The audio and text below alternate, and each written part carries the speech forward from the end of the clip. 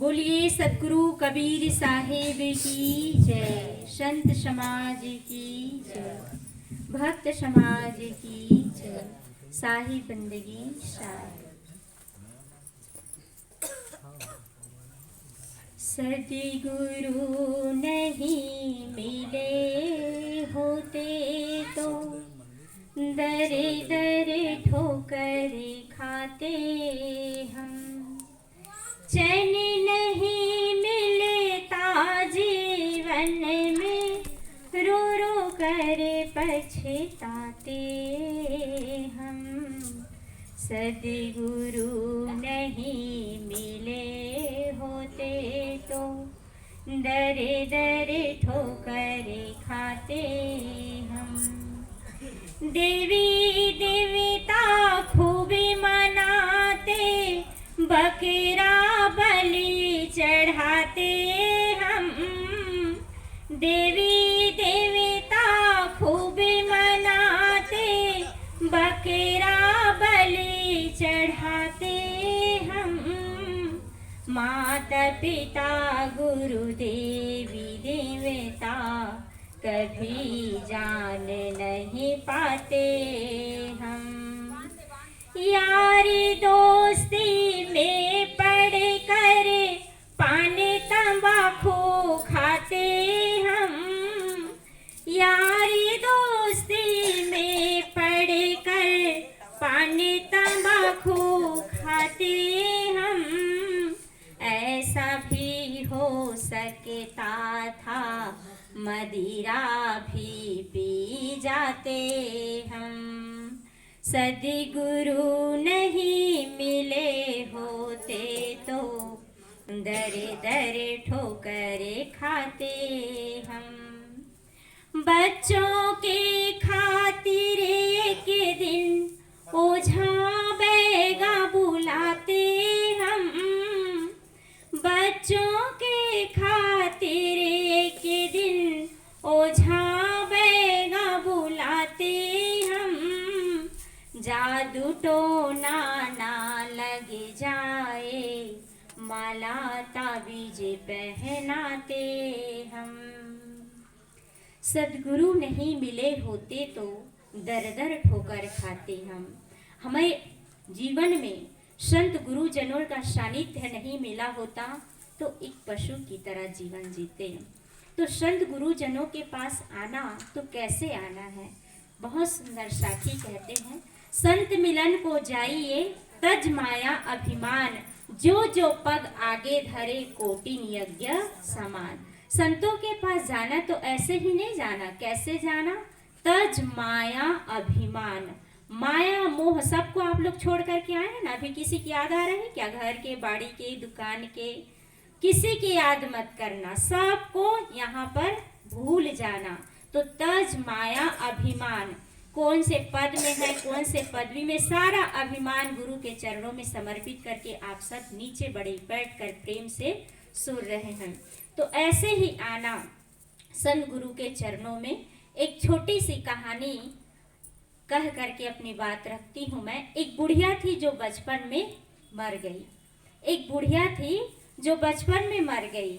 एक बुढ़िया थी तो बचपन में कैसे मर गई, और बचपन में मर गई तो बुढ़िया कैसे हो गई। मेरी कहानी यहीं पे समाप्त है ना। इतना ही कह के करूँगी, कही थी मैं समाप्त, लेकिन ये तो समझ में नहीं आ रहा है कि एक बुढ़िया कैसे बचपन में मर गई। इसको कहने के लिए मैं एक और कहानी कहती हूँ और अपना बात रखती हूँ इस माध्यम से।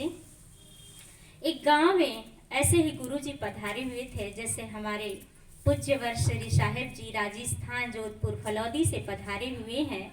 ऐसे ही एक नौजवान साधक तपस्वी संत पधारे हुए थे। तो गांव के लोग जो है देखे कि गांव में हमारे गुरुजी आए हुए हैं, उन्हें भोजन प्रसाद के लिए आमंत्रित करना चाहिए। ऐसे करके उनके पास जाते हैं। वो तालाब के किनारे पेड़ के छाया में बैठे साधना कर रहे थे, तपस्या कर रहे थे। जाकर के प्रार्थना करते हैं, हे गुरुजी, हमारे आंगन में कुटिया में पधारिए और हम मेरे हाथ से भोजन कीजिए। तो फिर संत जी कहते हैं कि बेटी तुम कोटिन यज्ञ की हो, ऐसे करके। तो कहते हैं कि गुरुजी मैंने यही सुना है क्या अभी जो मैं बोल रही थी, संत मिलन को जाइए तज माया अभिमान, जो जो पग आगे धरे कोटिन यज्ञ समान। मैंने यही सुना है कि संत से मिलने अपने तज माया अभिमान को जाते हैं, तो जैसे जैसे मैं पग आपसे मिलने के लिए रखती गई, पैर बढ़ाती गई, तो ऐसा लगता है कि कोटिन यज्ञ मेरा हो गया है। इसलिए गुरुजी कि मैं कोटिन यज्ञ की हूँ, आप मेरे घर पधार कर भोजन प्रसाद कीजिए। ऐसे करके आमंत्रित करती है। गुरुजी को बात समझ में आ जाती है कि सच में बहू रानी जो आई है मुझे भोजन प्रसाद के लिए बुलाने के लिए बहुत संस्कारी है, अच्छे समझ रही है ज्ञान की बातों को। तो कहते हैं कि ठीक है मैं चल आता हूँ, तुम चलो, ऐसे करके बोलते हैं। फिर दोपहर के समय पधारते हैं गुरुजी भोजन के समय, और मस्त आसन व्यवस्था देती है बहू रानी, भोजन प्रसाद कराती है। उसके बाद प्रश्न पूछती है कि गुरुजी आप इतना जल्दी क्यों आ गए। गुरुजी एकदम सही राइट टाइम में आए थे, दोपहर का समय, फिर भी बहू रानी पूछ रही है आप इतना जल्दी कैसे आ गए, ऐसे करके। तो उनका प्रश्न जो है ऐसे व्यवहारिक प्रश्न उत्तर नहीं हो रहा था, आध्यात्मिक प्रश्न उत्तर हो रहा है। आप लोग भी समझने का प्रयास कीजिएगा, आप कितना जल्दी कैसे आ गए। तो संत जी भी उत्तर देते हैं कि मुझे टाइम का पता नहीं। उनके ससुर जी लेटे हुए थे अंदर रूम में, और लेटे लेटे सुन रहे थे, तो बहुत गुस्सा हो रहे थे कि देखो सही टाइम पे आए हैं, दोपहर का टाइम कोई जल्दी होता है, सुबह सुबह कोई आए 5 बजे 6 बजे, जैसे कि हम लोग आ गए थे सुबह सुबह, तो ऐसे होता है। तो कहें कि जल्दी है करके, दोपहर का टाइम कोई जल्दी नहीं होता है। और संत बन गए हैं, देखो इतने बड़े साधु बन गए हैं, इनको भी देखो कि टाइम का पता नहीं है, ऐसे बोल रहे हैं करके उनको लगा, और लेटे लेटे सुन रहे थे, उठ करके बैठ गए। तभी संत जी अब प्रश्न पूछते हैं, अच्छा ये बताओ बेटी तुम कितने साल की हो। अब तो उनके ससुर जी को और बहुत गुस्सा आ रहा है, देखो किसी लड़की से, किसी के बहू से, किसी की उम्र नारी जाति की पूछी नहीं जाती, और मेरे बहू से ये उम्र पूछ रहे हैं, साधु को भी क्या हो गया है, ऐसे करके। तभी बहू रानी उत्तर देती है कि अभी मैं 5 साल की हूँ। कितने साल के? 5 साल के। उसके बाद संत जी पूछते हैं तुम्हारे पति के उम्र कितने हैं, तो वो बताती है 2 साल के। अब नेक्स्ट नंबर आता है उनके सासू माँ के। सासू माँ की उम्र कहते हैं 4 महीना की। अब इतनी सारी बातें सुनते, प्रश्न उत्तर, तो उनके ससुर जी का पारा चढ़ जाता है। इतना बड़ा मैं गांव का सेठ हूँ, इतनी मेरी मान प्रतिष्ठा है, मुझे जानते हैं लोग, और ये बहू जो है कैसे कैसे उत्तर दे रही है। पूरे इनके आधार कार्ड में भी लिखा है कि ये 20 साल की है, और बता रही अपना 5 साल और 2 साल 4 महीने बाद अपने सासू माँ की बता रही। झूल पालने में झूल रही है, 4 महीने बच्चे पालने में झूलते हैं ना, तो पालने में झूल रही है, ऐसे करके। उसके बाद अब अपने नंबर आता है तो एकदम कान लगा करके सुनने लगते हैं, हे भगवान ये बहू मेरी क्या दुर्दशा करेगी, क्या हालत बनाएगी, ऐसे करके कान लगा के सुनते हैं। तभी संत जी पूछते हैं कि तुम्हारे ससुर कितने साल की है बेटी करके। बहू रानी कहते हैं गुरुजी मेरे ससुर जी ना अभी पैदा ही नहीं हुए हैं। इतनी सारी बातें सुनते हैं, कहते हैं कि उनका मैं 80 साल का बूढ़ा हो गया हूँ। ये कल की आई छोकरी कहती है कि मैं अभी पैदा नहीं हुआ हूँ, अभी बताता हूँ कि मैं पैदा हुआ हूँ कि नहीं हुआ हूँ करके लाठी उठाते हैं और आने लगते हैं यहाँ पर। और अंतिम प्रश्न जाते जाते संत जी फिर पूछते हैं कि ये बताओ बेटी तुम इस घर में बहू बन करके आई हो तो ताजा भोजन करती हो कि बासी भोजन करती हो। बहू रानी कहती है कि मेरी ऐसी किस्मत कहाँ इस घर में मुझे ताजा भोजन करने को मिले गुरुजी, मैं जब से इस घर में आई हूँ मैं तो रोज बासी भोजन करती हूँ। ये प्रश्न उत्तर हुआ, गुरुजी अपने रास्ते चलने लगे और इधर उनके ससुर जी आकर उन पर बरस पड़े कि तुम्हें जब वो प्रश्न पूछने नहीं आता तो क्यों पूछ रही थी। और जब गुरुजी पूछ रहे थे, संत जो आए थे वो भी कैसे पूछ रहे थे, उल्टा सुल्टा जवाब दे रही थी, तुम सब नहीं करना आता चर्चा तो चुप रहना चाहिए। बहू रानी कहते हैं कि पिताश्री मेरे दिमाग से मेरी बुद्धि से मैं बिल्कुल सही प्रश्न पूछी हूँ और गुरुजी के पूछने पर मैं सही उत्तर दी हूँ। आपको यदि डाउट होता है तो आप जाइए, संत जी गुरुजी अभी ज्यादा दूर नहीं गए होंगे, बुला करके ले आइए और यहीं पर फिर स्पष्ट हो जाएगा। वो जाते हैं और बुला करके लाते हैं कि मैंने यही सुना था कि जिस घर में संत गुरु जनों का पदार्पण होता है, गुरु जी पधारते हैं, वो घर जो है पवित्र हो जाता है, वहाँ का वातावरण बदल जाता है, मन में पवित्रता आ जाती है लोगों के दिल में। लेकिन आप हमारे घर में आए तो हम लोग तो झगड़ रहे हैं, लड़ाई हो रही है, क्योंकि मेरी बहू जो है उल्टा सुल्टा प्रश्न पूछ रही थी, मैं माफी मांगता हूँ। तो कहने लगे कि आपको माफी मांगने की जरूरत नहीं है, आपकी बहू जो है बहुत ज्ञानी है, समझदार है, वो बहुत अच्छा प्रश्न पूछ रही थी। तब फिर कहे कि स्पष्ट कीजिए, मुझे समझ में नहीं आ रहा है आप लोगों की बात जो है। तभी पहला प्रश्न पूछे रहते हैं उनके बहू जी, आप इतना जल्दी क्यों आ गए। उनका तात्पर्य था कि आप इतना जल्दी संत कैसे बन गए, है ना। तो संत जी क्या जवाब दिए रहते हैं, टाइम का पता नहीं, समय का पता नहीं, मतलब उनका मतलब था हाथ की घड़ी से नहीं, जिंदगी की घड़ी से, कि आप संत इतना जल्दी कैसे बन गए। तो संत जी उत्तर देते हैं कि समय का पता नहीं, मतलब जिंदगी का कोई ठिकाना नहीं है, मौत कब आ जाए। इसलिए सतगुरु कबीर साहब को कहना पड़ा, काल करे सो आज कर, आज करे सो अब, पल में परलय होएगी बहुरी करेगा कब, है ना। कि जिंदगी का कोई ठिकाना नहीं। हर वस्तु की आप खरीदने जाते हैं तो गारंटी और वारंटी देते हैं, लेकिन कोई ऐसा बता दे कि जिंदगी हम कितने साल जिएंगे, कोई बता सकते हैं? अभी तक कोई बताने वाले पैदा नहीं हुए हैं।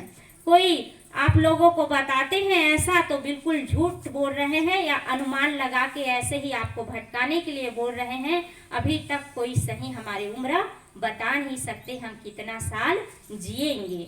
तो इस प्रकार से मैंने सोचा कि ये जिंदगी जो है भक्ति साधना करने के लिए मिली हुई है, इसलिए मैंने मौत कब आ जाए और मैं जल्दी से गुरु दीक्षा ले लिया, साधना में लग गया, भक्ति में लग गया, अपने कल्याण के लिए लग गया।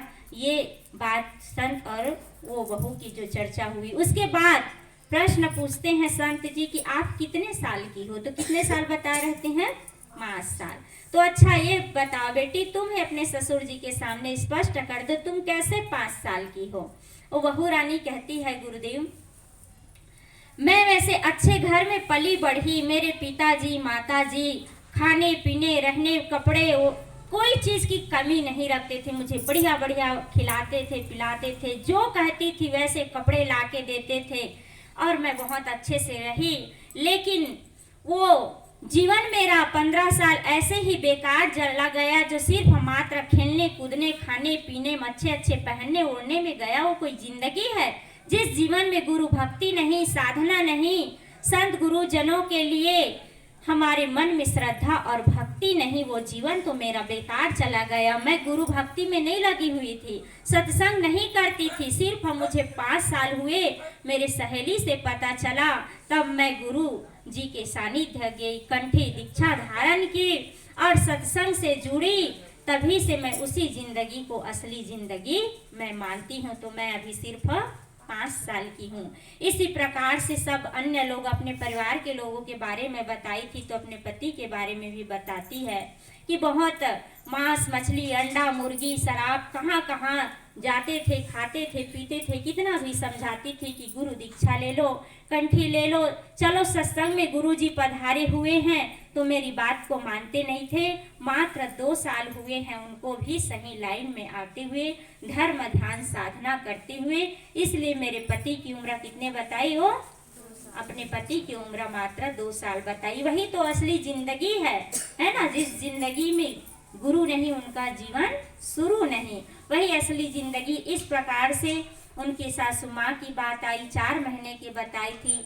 माँ सासू माँ भी नहीं समझती थी कि चलो सत्संग में माँ ऐसे करके, तो वो मुझे डांटती थी, कहाँ कहाँ तुम साधुओं के चक्कर में फिरती रहती हो, कहाँ कहाँ बैठती उड़ती हो, ऐसे करके मुझे ही डांटती थी। मैं बहुत व्रत उपवास की, इसलिए खाना पीना छोड़ दी और एकदम से गुरु भक्त प्रार्थना की। तब से मेरी सासू माँ भी मुझे समझी और 4 महीना हुए हैं उनको भी सत्संग करते हुए, गुरु दीक्षा लिए हुए। तो कितने 4 महीने की है। उसके बाद उनके ससुर जी की बारी आती, क्या कह रहते हैं, अभी तो वो पैदा नहीं हुई। ये सारी बातें समझ में आ गई बेटी, लेकिन मैं 80 साल का बूढ़ा हो गया हूँ और तुम कहती हो पैदा ही नहीं हुई, ये बात मुझे समझ में नहीं आई। तब फिर कहते हैं कि पिताश्री, हमारे घर में गुरुजी पधारे हुए थे और आप घर पे ही थे। आप प्रणाम करने के लिए, नमस्कार करने के लिए, साहिब बंदगी करने के लिए पास में आए नहीं, पानी के लिए, भोजन प्रसाद के लिए आपने पूछा नहीं, कोई आपने सत्कार किया नहीं, धर्म किया नहीं, इसलिए मैंने कहा, मैं कही थी कि आप पैदा ही नहीं हुए। ये सारी बातें उनके ससुर जी को समझ में आई और कहे कि बेटी, तुम कहने के लिए तो मेरी बहू हो, लेकिन आज से तुम मेरे गुरु हुए, मुझे जगा दिए, मुझे होश में ला दिए, मैं तुम्हें प्रणाम करता हूँ। ऐसे करके तो गुरु जी ने कहा कि तुम्हारा जन्म अभी अभी हो रहा है। ऐसे करके सारे बात समझ में आई। लेकिन बेटी, एक बात तुम कही थी कि बासी भोजन करती हूँ, ये मुझे समझ में नहीं आया। रोज तुम गरम गरम बनाती हो और मुझे भी खिलाती हो, और फिर तुम गुरु जी के सामने कैसे झूठ बोल गई फिर कि रोज बासी भोजन करती हूँ ऐसे करके। तब फिर कहे बहू रानी कि पिताश्री, आप इस गांव के सेठ हैं और आप जो मिला हुआ है, पहले आप जो कमाए थे वही हमें मिला हुआ है, उसी को खा रहे हैं हम लोग, है ना। सुबह शाम का बच जाए वो तो सुबह में बासी हो जाता है। तो उसी प्रकार से पहले से कमाया हुआ धन जो है, मिला हुआ है, आप सेठ जी बने हुए उसी को खा रहे हैं। अभी आप कोई दान करते हैं, न पुण्य करते हैं, न संत गुरुजनों की आप सेवा करते हैं, तो पहले का कमाया हुआ धन बासी होता है। इसलिए मैं कही थी कि हम बासी भोजन करते हैं। इस प्रकार से सारी बात समझ में आई और वो भी दान धर्म करने लगे, सेवा करने लगे। तो इस प्रकार मेरे कहने का मतलब है, जनामि धर्मम न चमे प्रवृत्ति, जनामि अधर्मम न चमे निवृत्तिहा। अगर हम धर्म को जान गए तो हमें धर्म में प्रवृत्त होना चाहिए, और अधर्म को जान गए तो हमें अधर्म को छोड़ देना चाहिए, गलत लोगों का संग छोड़ देना चाहिए और अच्छे लोगों का हमें संग करना चाहिए। तभी हमारे जीवन में सुख और शांति आएगी। हम कितने दिन जीते हैं ये महत्वपूर्ण नहीं है कि हम 90 साल जी रहे कि 100 साल जी रहे, 80 साल जी रहे, ये ज़्यादा मायने नहीं रखता। हम कितने दिन अच्छे से जी रहे हैं। अगर हमारे विवेकानंद स्वामी जी 30 साल तक जिए लेकिन अच्छा जीवन जिए, सदगुरु कबीर साहब जिए, ऐसे कई महापुरुष अगर कम दिन जिए लेकिन अच्छा जीवन जिए तो वो महत्वपूर्ण है।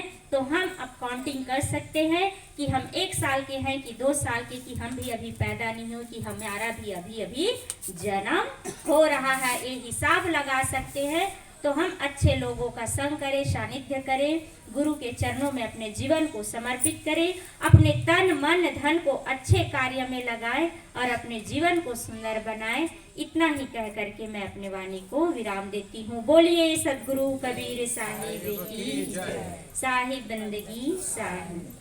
भज लो गुरु, भज लो गुरु, भजने का मौका है गुरु।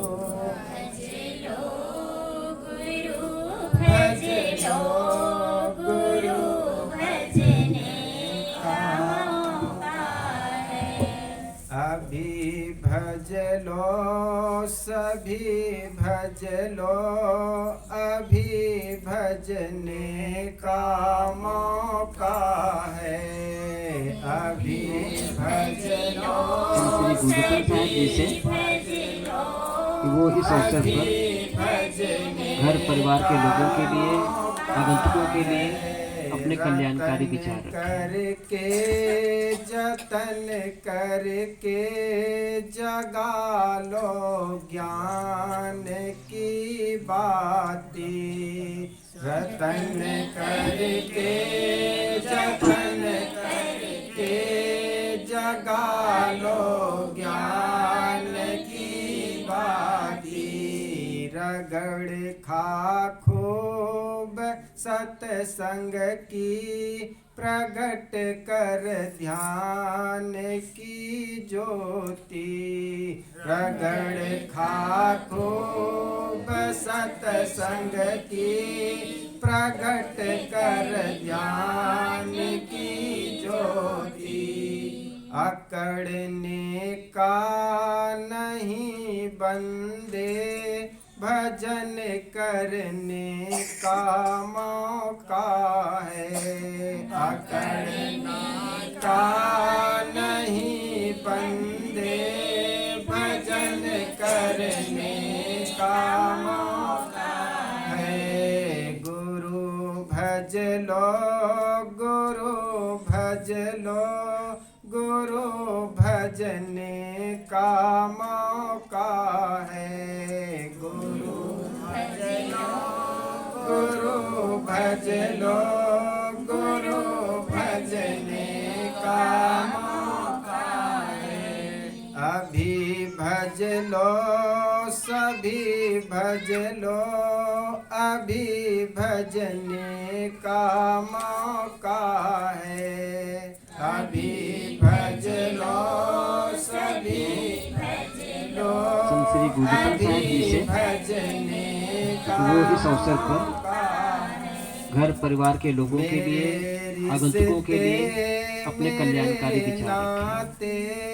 मेरे साथी घनेरे हैं मेरे रिश्ते मेरे नाते मेरे साथी घनेरे हैं नहीं रिश्ते नहीं नाते सभी साथी लुटेरे हैं नहीं रिश्ते नहीं नाते सभी साथी लुटेरे हैं करे ये लूट कर दंगा मरे का माथा ठोका है करे ये लूट कर दंगा मरे का माथा ठोका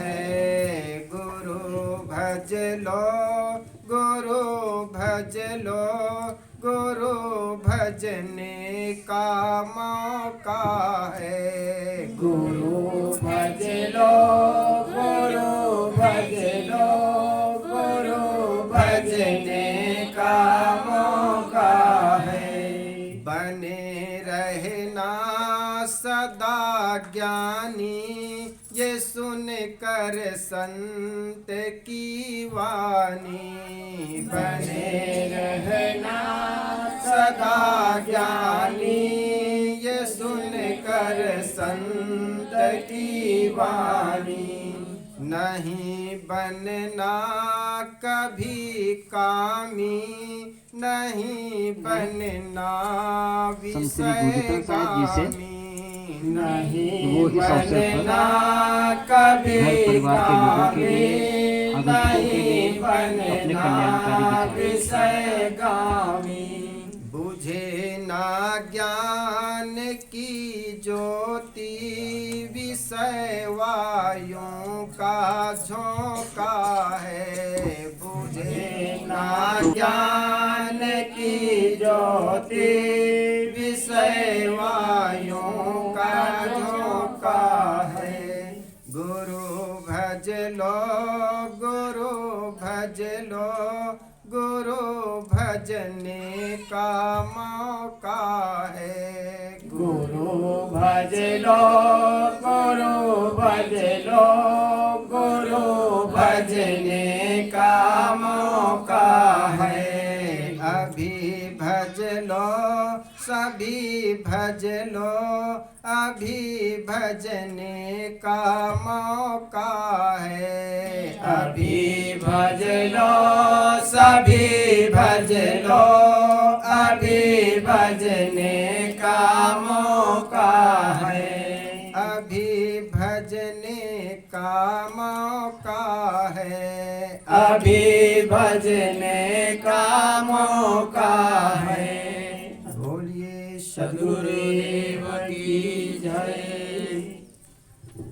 आज का जो कार्यक्रम है परम सम्माननीय विशुराम जी साहू, उनके सुपुत्र रविशंकर जी साहू व उनकी धर्मपत्नी मनीषा जी साहू, ये अपने पुरुषार्थ से, मेहनत से जो घर बनाए हैं, आशियाना बनाए हैं, मकान बनाए हैं, इनके उद्घाटन के रूप में संत गुरुजनों को बुलाए। वास्तव में मकान, घर घर तब बनता है जब संत गुरुजनों के चरण पद पढ़ते हैं। और घर को घर बनाने वाली घर की देवियां होती हैं, माताएं होती हैं। माताएं चाहे तो घर को स्वर्ग बना सकती है और मन खराब कर ले तो घर को नरक के बना करके भी छोड़ देती है। इसलिए हमारे मकान को घर बनाने वाली देवियां होती है, माताएं होती है। माताओं का बहुत बड़ा दायित्व होता। जिस प्रकार के माँ बाप होते हैं उसी प्रकार के बच्चे होते हैं। छत्तीसगढ़ी में कहावत है, जैसे जैसे माई बाप तैसे जैसे तैसे तैसे खैर खा, दरवाजा कहते हैं। और जैसे जैसे माई बाप तैसे तैसे लइका, जैसे जैसे घर द्वार तैसे खैर खा, और जैसे जैसे माई बाप तैसे तैसे लइका। संत श्री तो जैसे गुरुदत्त माता साहब जी से पिता होते हैं उनके अनुसार बच्चे हो जाते वो हैं। इस अवसर पर तो बहुत बड़ा घर परिवार दायित्व के होता लोगों है। के लिए, बच्चे जन्म लेने के आगंतुकों के पहले ही लिए सुनना शुरू कर अपने देता। कल्याणकारी विचार रखे हैं। बच्चे की आंखें में रोशनी बाद में आती है जन्म की। जैसे कुत्ते के बच्चे होते हैं, 11 दिन बाद उनकी आंखों में रोशनी आती, लेकिन जन्म लेते ही वो सुनना शुरू कर देता। लेकिन आदमी का बच्चा जन्म लेने के पहले ही सुनना शुरू कर देता। और महाभारत में इसका प्रमाण है। माँ यशोधरा जब गर्भ में, अभिमन्यु की जो माँ थी, अर्जुन की पत्नी, अब नाम कुछ भी हो सकता है, मैं उल्टा पुल्टा कह रहा हूँ। अभिमन्यु जब गर्भ में था, अर्जुन उसको, अपनी पत्नी को चक्रवेधन के बारे में बता रहे थे। लेकिन 7वां होते होते कहा जाता है कि उनकी पत्नी की नींद पड़ गई। और यही कारण है कि 8वां चक्र कैसा भेदा जाए अभिमन्यु जान नहीं पाए और उनका मृत्यु का कारण बना।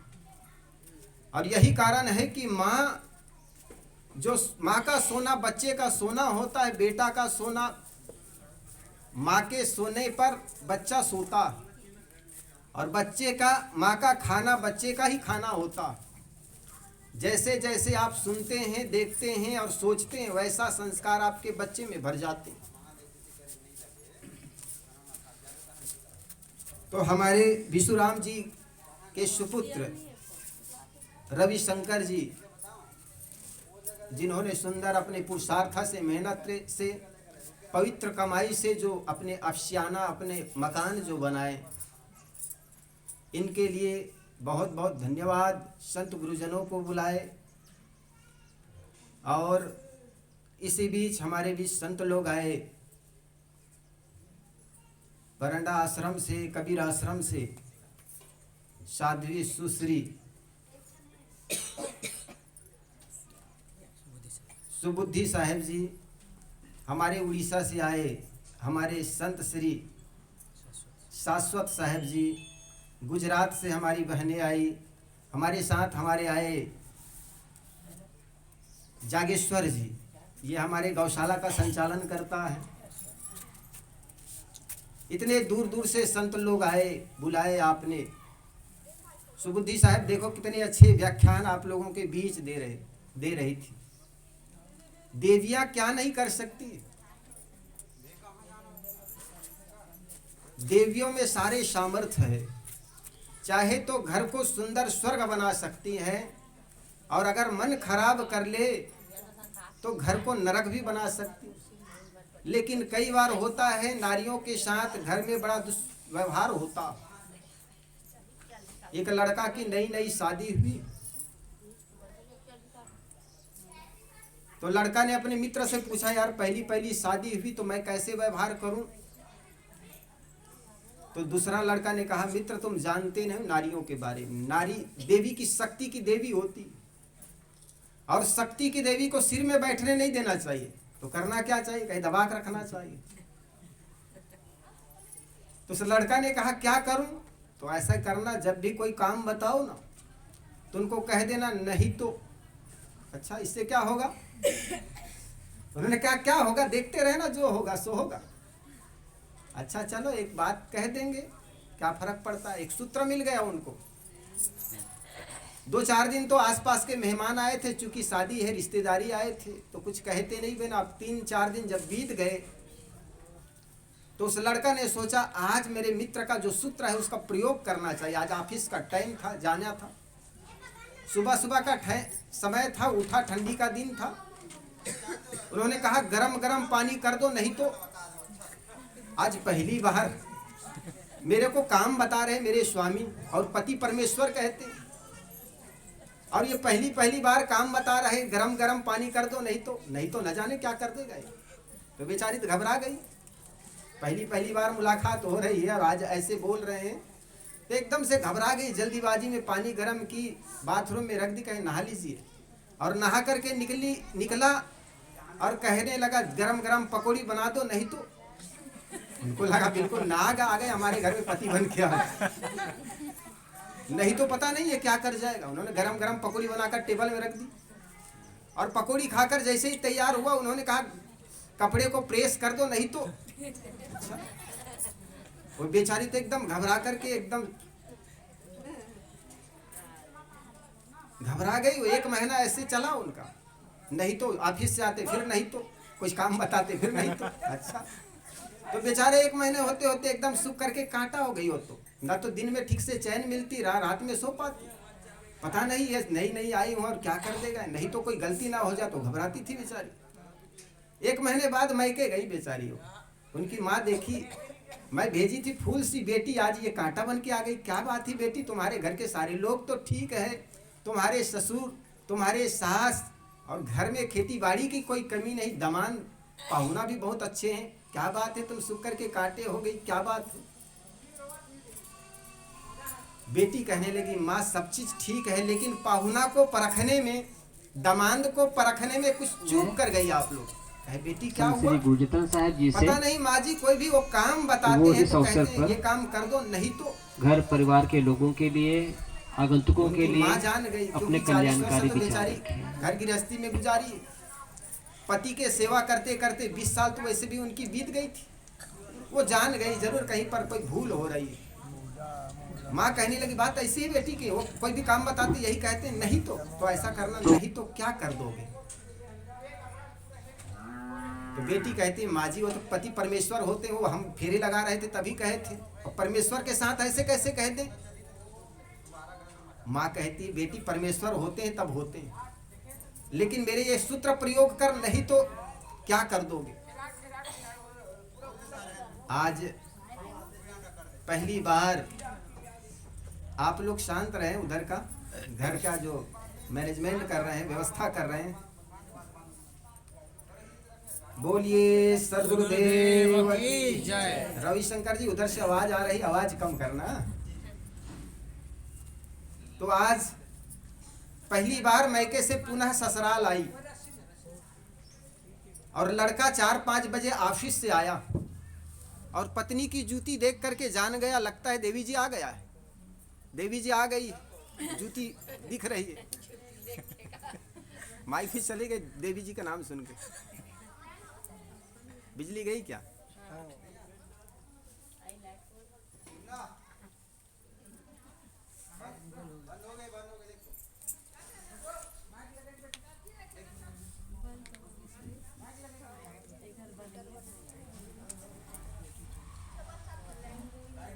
हाँ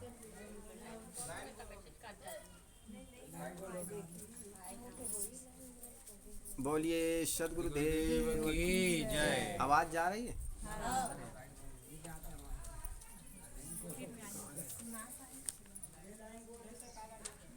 तो पतिदेव देखा कि आज जूती पड़ी हुई, देवी जी आ गई ऐसा लगता है, तो जैसे बेग को इधर पटका, जूता इधर निकाला उधर निकाला, और जोर से गरम गरम पानी कर दो, नहीं तो हाथ पैर धोना था उनको। पत्नी दरवाजा आवाज करते बाहर आई, दरवाजा को धक्का मार के बाहर आई। ऐसे लगता है अब नागदेव आ गए हैं। तो पति देव कहता गरम गरम पानी कर दो, नहीं तो देवी कहते नहीं तो क्या करोगे, नहीं तो क्या करोगे। ऐसे जैसे ही देवी कही तो ठंडा पानी से हाथ पैर धो लूंगी और क्या करूंगी।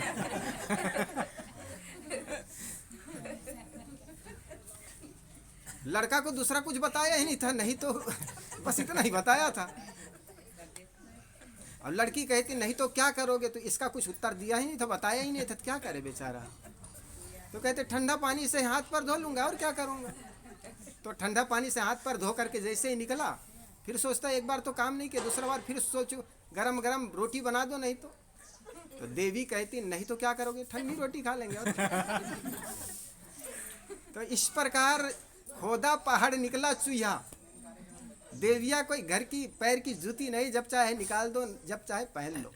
देविया घर की देवी होती है, माताएं होती है। और माताएं की 3 रूप होती है, बेटी, बहू और माँ।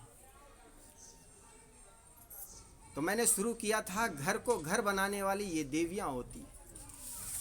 और जिस घर में देवियां सुंदर संस्कारी होती, वो घर के बड़े बुजुर्गों का आदर करती। जहाँ पर आपस में प्रेम, समता, एकता होता है, वही घर स्वर्ग होता है। मृदुवानी सुंदर वर्ता, सभी गुणों की खान है। प्रेम की गंगा बहे जहाँ पर, वही घर स्वर्ग समान है। अगर आप घर को स्वर्ग बनाना चाहते हो तो आपस में प्रेम हो, समता हो, एकता हो। और जिस घर में प्रेम, समता, एकता होती है, वही घर स्वर्ग है। मरने के बाद तो हर व्यक्ति अपने माँ बाप के तस्वीर के नीचे जरूर लिखता है स्वर्गवासी, लेकिन ये कोई नहीं जानता कि वो स्वर्ग में गया कि नरक में गया। लेकिन जिसने अपने जीवन को जीते जी स्वर्गमय बना लिया, सुंदर प्रेम सबके साथ किया, बच्चों के हृदय में जगह बना लिया, वो समझो अमर हो गया और वही स्वर्ग में। कर्म ऐसे कर जाइए कि आपके बेटे, आपके पोते आपको न रहने पर आपको याद करें, वही व्यक्ति तो अमर हो जाता है जी। आखिर किसका शरीर अमर रहा है आज तक? राम, कृष्ण, बुद्ध, कबीर, महावीर, दुनिया के सारे महापुरुष आए, माँ के गर्भ से आए, और जिन्होंने जन्म लिया वो इस दुनिया से चले गए। कौन है यहाँ आखिर? सबको तो मरना पड़ा। जन्म लिया है मित्रों, उसको मरना पड़ा है। लेकिन जिन्होंने लोगों के, समाज के, देश के हृदय में, लोगों के हृदय में जगह बना लिया, वो सदा सदा के लिए अमर हो गए। महाराज राम को क्यों याद करते हैं? आदर्श स्थापित किया। राम और सीता के बीच जो प्रेम था, प्रेम का वो लीला है, प्रेम का वो ग्रंथ है, इसलिए हम याद करते हैं। और जिस घर में प्रेम होता है, उस घर के लोगों को याद किए जाते हैं। कौन आदमी कितना खूबसूरत है ये देखा नहीं जाता है साहब, कौन आदमी का व्यवहार सुंदर है ये देखा जाता है। इसलिए जिस व्यक्ति की मीठी वाणी होती है वो सबके प्रिय हो जाते हैं। और ये तब होता है जब ऐसे ही सत्संग में उठते हो, बैठते हो। इसलिए कहीं कुछ सत्संग हो, श्रीमद् भागवत हो, चाहे व्यास जी का सत्संग हो, कथा हो, चाहे गायत्री सत्संग हो, दुनिया के किसी भी सत्संग, किसी भी कोने में सत्संग हो, जाकर के सुनना। जहाँ सत्संग होता है वहाँ पर नित्य जाओ तुम, वहाँ पर नित्य जाओ तुम। जहाँ पर सत्संग होता है वहाँ पर नित्य जाओ तुम, वहाँ पर नित्य जाओ तुम। हमें फुर्सत नहीं कह कर ये मौका मत गवाओ तुम, ये मौका मत गवाओ तुम।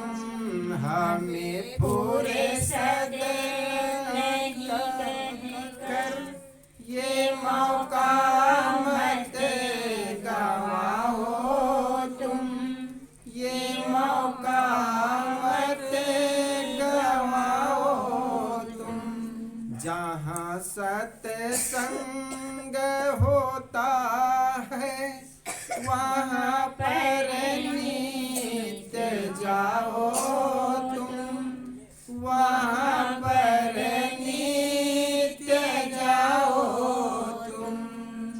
अरे सत्संग करने की न कोई उम्र होती है। अरे सत्संग करने की न कोई उम्र होती है। अरे सत्संग करने की न कोई उम्र होती है। अरे सत्संग करने की न कोई उम्र होती है। अमर ये दीप है इसकी कभी बुझती न ज्योति। संत श्री गुरुदत्त साहब जी से अमर ये वो इस अवसर पर घर परिवार के लोगों के लिए, आगंतुकों के लिए अपने कल्याणकारी विचार रखते हैं। इसी ज्योति से जीवन की सदा ज्योति जलाओ तुम, सदा ज्योति जलाओ तुम।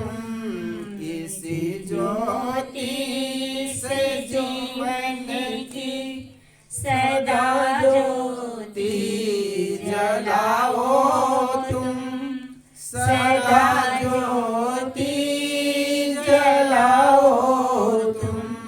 हमें फुर्सत नहीं कहकर ये मौका मत गवाओ तुम, ये मौका मत गवाओ तुम।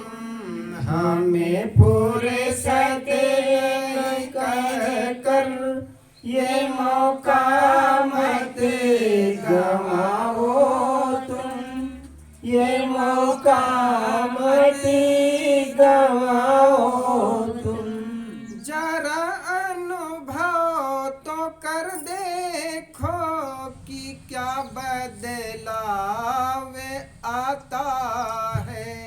जरा अनुभव तो कर देखो कि क्या बदलाव आता वो इस अवसर पर हृदय घर परिवार के लोगों के लिए, आगंतुकों के लिए अपने कल्याणकारी विचार रखते हैं। दूर हो जाता है, हृदय निर्मल हो जाता है, कपट से दूर हो जाता है। इसी सत्संग सागर में सदा डुबकी लगाओ तुम, सदा डुबकी लगाओ तुम। इसी सत्संग सागर में सदा डुबकी लगाओ तुम, सदा डुबकी लगाओ तुम। हमें फुर्सत नहीं कह कर ये मौका मत गवाओ तुम, ये मौका मत गवाओ तुम। हमें फुर्सत नहीं कह कर ये मौका मत गवाओ तुम, ये मौका मत गवाओ तुम। जहाँ सत्संग होता है वहाँ पर नित्य जाओ तुम, वहाँ पर नित्य जाओ तुम। हमें फुर्सत नहीं कह कर ये मौका मत गवाओ तुम, ये मौका मत गवाओ तुम।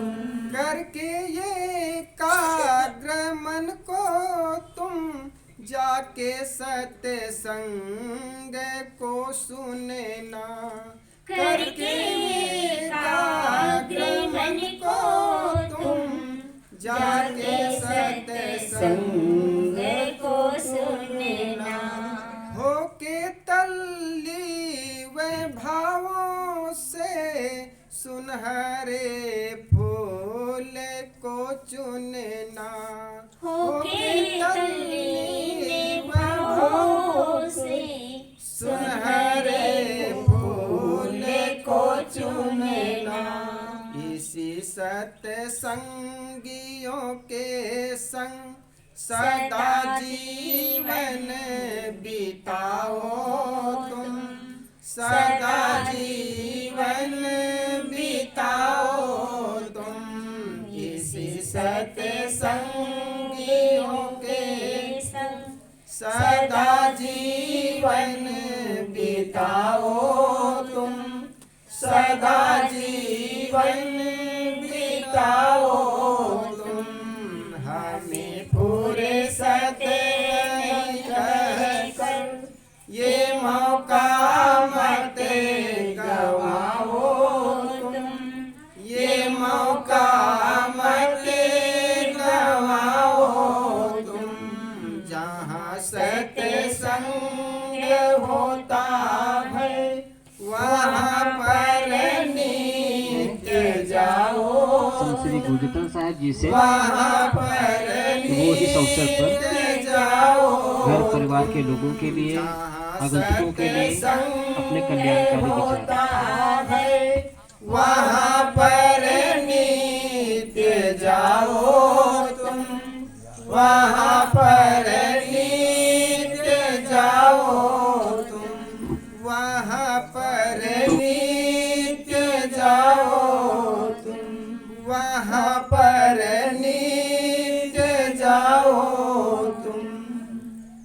जीवन में सत्संग में क्या परिवर्तन आता? सत्संग को परिवर्तक स्थल कहा जाता। संतों के संग में संतों का रंग चढ़ जाता। कपड़े को जैसा रंग मिले, मानव को जैसा संग मिले, वह उसी रंग में रंगता है, जीवन का कण कण खिलता। इस धराधाम में भारत भूमि पर दो अवतार हुए हैं, एक उत्तारवाद, दूसरा अवतारवाद, उत्तारवाद और दूसरा सुधारवाद। दो सिद्धांत के दो महापुरुष हुए, एक उत्तारवाद हुए, सुधारवाद हुए, दूसरा अवतारवाद, संहारवाद। संहारवाद का अर्थ जानते हो? जो संहार करे, नष्ट कर दे। और सुधारवाद का अर्थ होता है जो व्यक्ति को सुधार दे। महाराज राम, महाराज कृष्ण ये संहारवाद के महापुरुष हुए। उन्होंने संहार किया, बुराइयों को जड़ से नष्ट कर दिया। रावण के अंदर में बुराइयां थी, रावण का उन्होंने सुधार नहीं किया बल्कि संहार किया। समझ में आ रही मेरी बात? महाराज राम ने रावण का सुधार किया कि संहार किया? सुधार नहीं किया, संहार किया। संहार कहते हैं नष्ट करना। बुराइयों को सुधारा नहीं बल्कि उनको नष्ट कर दिया। इसी प्रकार कंस के जीवन में बुराइयां थी, महाराज कृष्ण ने उनको संहार कर दिया। लेकिन अंगुलीमाल महात्मा बुद्ध के सामने आए। महात्मा बुद्ध ने अंगुलीमाल को सुधार करके संत बना दिए। अगर अंगुलीमाल राम के पास चले गए थे या कृष्ण के पास चले गए होते तो उनके संहार कर दिए होते। इसलिए कहे जाते हैं कि राम और कृष्ण जो है संहारवाद के महापुरुष हुए और संत जो परंपरा है ये सुधारवाद की परंपरा है। इन्होंने बुराइयों से पीड़ित व्यक्तियों को सुधार किया। जिसको आप रत्नाकर डाकू कहते हैं, जिसकी ग्रंथ आप पढ़ते हैं, महर्षि वाल्मीकि जिसको आप कहते हैं, उन्होंने रामायण महाकाव्य लिखा। कहा जाता है उन्होंने जीवन के शुरुआत में वो इस अवसर पर डाकू थे। घर परिवार के लोगों के लिए, आगंतुकों के लिए अपने और यही कल्याणकारी कारण है विचार कि रखे। उल्टा नाम जगत जग जाना, वाल्मीकि भय ब्रह्म समाना। गोस्वामी जी उनके लिए कहते हैं वाल्मीकि डाकू थे, उनका नाम रत्नाकर था। और उन्होंने जब सब ऋषियों के संग में पड़े, संतों के संग पड़ गए, उनका जीवन सुधर गया। तो ये जो महापुरुष हुए, महात्मा बुद्ध, सप्तऋषि, कबीर बुद्ध, ये सुधारवाद परंपरा के संत हुए। इन्होंने समाज में आई बुराइयों को, समाज के लोगों की जो बुराई थी उनको सुधारा। और यही कारण है कि वे संतों के बीच आकर अपने जीवन के रंग को संग पाकर के रंग बदल गए, उनका जीवन बदल गया, उनका नाम बदल गया। और यही कारण है कि रत्नाकर डाकू को हम महर्षि वाल्मीकि के नाम से जानते हैं। तो जितने भी लोग इस धराधाम पर आए, चाहे वो सुधारवाद के हो या संहारवाद के महापुरुष हो, जिन्होंने सुधार किया वो संतों के सानिध्य आकर के सुधरा। संत समाज को सुधारते हैं। रावण जैसे भक्तों की कमी नहीं, रावण बहुत भक्त थे। उत्तम कुल पुलस्त के नाती, पूज्य विरंच शिव विरंच बहुभांति। महाराज शिव का बहुत भक्त था वो। वेदों के प्रकांड विद्वान थे, ब्राह्मण पुलस्त के नाती थे। लेकिन उनके क्या नहीं थे, केवल उनके गुरु नहीं थे। संतों के संग में वे बैठ नहीं पाए। और यही कारण है कि उनकी बुद्धि खराब हो गई। और बुद्धि के खराब होने से राम ने उनका संहार कर दिया। तो संत परंपरा में जो भी व्यक्ति आते हैं उसका सुधार हो जाता है। आप मंदिर में कैसे भी चले जाइए, आप शराब पीते हो, गांजा पीते हो, बीड़ी पीते हैं, भगवान आपको मना नहीं करेगा। लेकिन संतों के पास जाएंगे। काफी टाइम हो गया आप लोगों को? नहीं सर,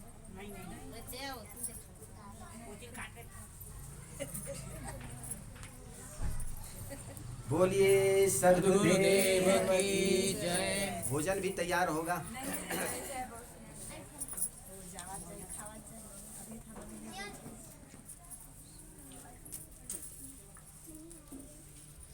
देखो, व्यापारी तो वो है जो अपनी दुकान को लगाए रहे।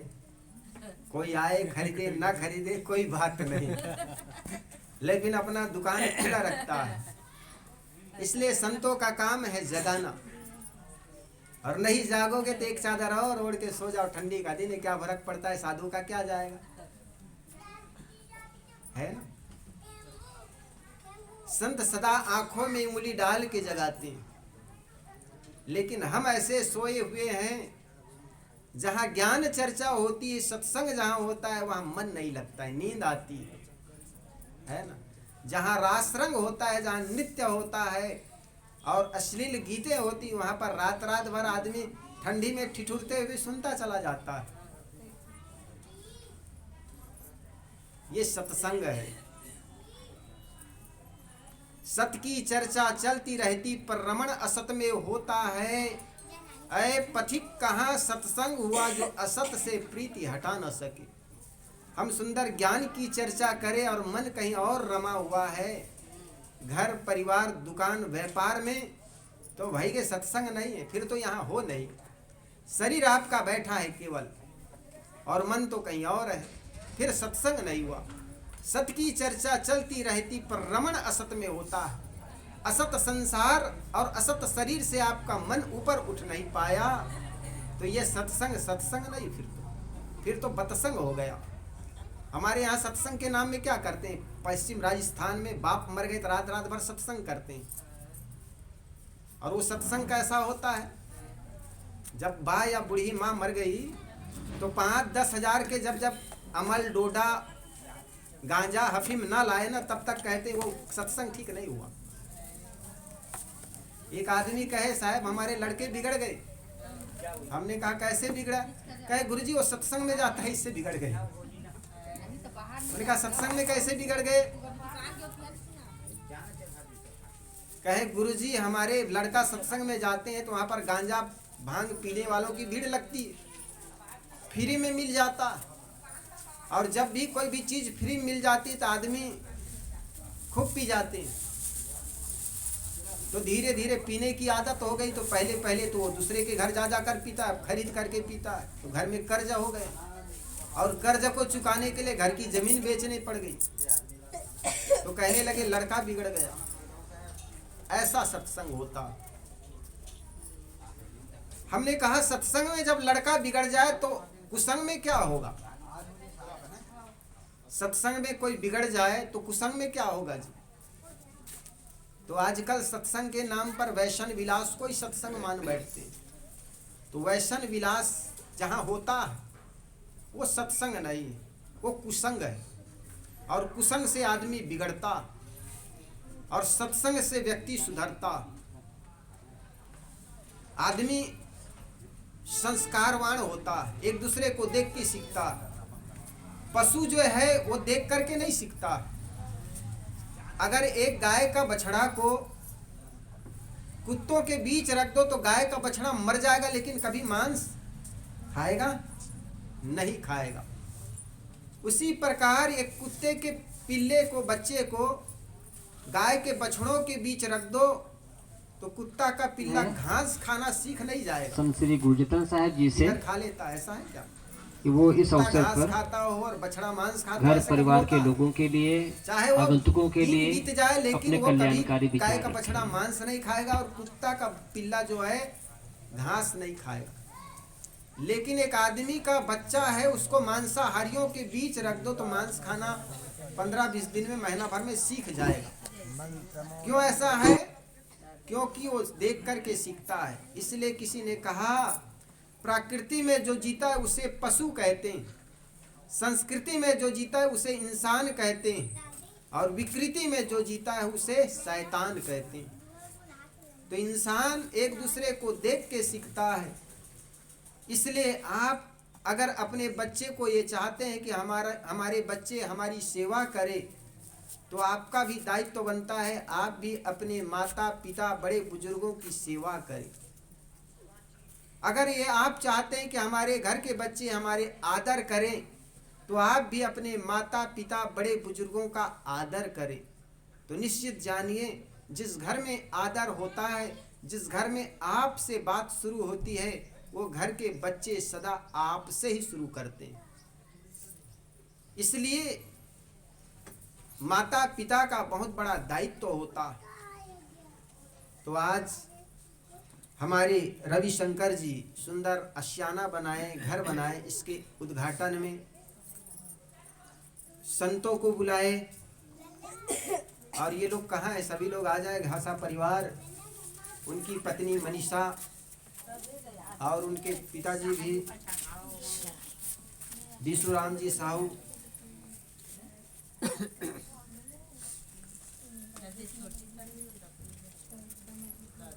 तो सुंदर आप सबको बुला करके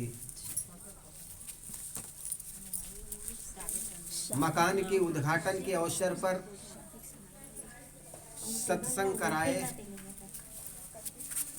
और अपने नेमी प्रेमी प्रियजनों को प्रीति भोज के लिए आमंत्रित किए। इसके लिए उनको बहुत बहुत धन्यवाद। और इसी प्रकार उनके घर परिवार में धन सुख शांति की वृद्धि हो, और ये तब हो पाएगा वास्तव में इसी प्रकार के साधु संत गुरुजनों को बुला करके समय समय से अपने घर में सत्संग और संतों का आशीर्वाद बराबर लेते रहे। तो निश्चित मानिए इसका एक आशियाना है, ये घर नहीं एक मंदिर बन जाएगा। तो भाई रवि शंकर जी को बहुत बहुत धन्यवाद, और उनकी पत्नी मनीषा देवी को भी बहुत बहुत धन्यवाद, और उनके पूज्य पिता श्री बीसूराम जी साहू को भी बहुत बहुत धन्यवाद, जिन्होंने ऐसे पुत्र को जन्म दे करके और ऐसे सत्संग करवाए। इसके लिए सभी संतों की ओर से, सदगुरु की ओर से बहुत बहुत धन्यवाद।